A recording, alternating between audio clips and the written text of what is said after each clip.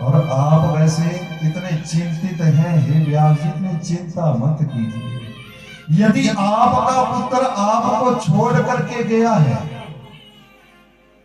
तो केवल और केवल भक्ति के लिए वो वन में जाकर के भजन कर रहा है, भक्ति कर रहा है। ये तो आपके लिए बड़े प्रसन्नता की बात होनी चाहिए। और ये भक्तजनों देखिए सत्य बात है, यदि हमारी संतान ने, हमारे बच्चे भक्ति मार्ग पर चलने वाले हो, प्रभु नाम से प्रीति लगाने वाले हो, तो बोलिए खुशी की बात है या दुख की बात है? क्या मानते हैं आप? खुशी की बात है भक्तजनों, है तो खुशी की बात, किंतु आजकल का ये दौर थोड़ा कठिन। आजकल के जो बच्चे, आजकल की जो पीढ़ी है, उनका ध्यान इस और जरा कम ही है।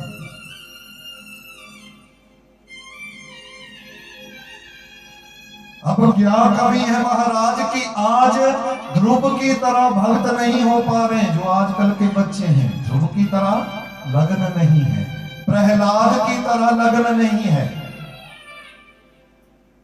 क्या कारण है?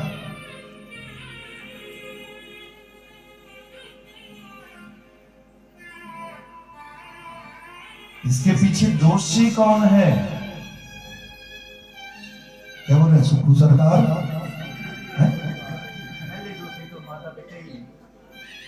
भाईजनों, किसी और का दोष नहीं है, हमारा अपना दोष है।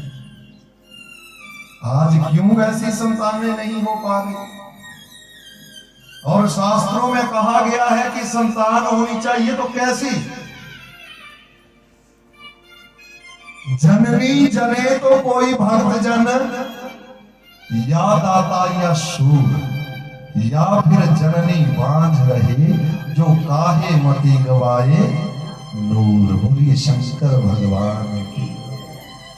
जननी जने तो कोई भक्त जन, संतान कैसी होनी चाहिए? ध्रुव की तरह, भगवान की परम भक्त, प्रहलाद की तरह भगवान की परम भक्त। ये गुण या पुत्र में होना जरूरी बताया गया है। और यदि ये गुण नहीं है तो फिर कहा या फिर दाता, दानी राजा बलि की तरह, जिसके द्वार से कभी कोई खाली हाथ नहीं लौटा। या ये गुण होना चाहिए संतान के बीच में।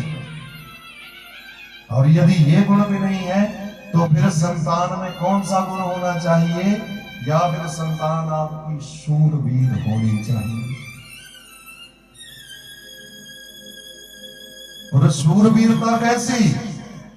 नहीं भाई, शूरवीरता का रखावा चला गना दस में, वो वाली शूरवीरता नहीं। फिर भी देखना भाई, बड़ा कने छोटा हो, सही जग आए सही जगह, वैसी शूरवीर नहीं बता। फिर देश सेवा करने वाली, समाज सेवा करने वाली, और महापुरुष कहते हैं यदि इनमें से एक भी गुण संतान के बीच में नहीं है तो फिर व्यर्थ में ही उसकी माता ने प्रसव वेदना को सहन किया, और उस माता ने भी केवल धरती के ऊपर एक बोझ ही डाला। बोलिए शंकर भगवान।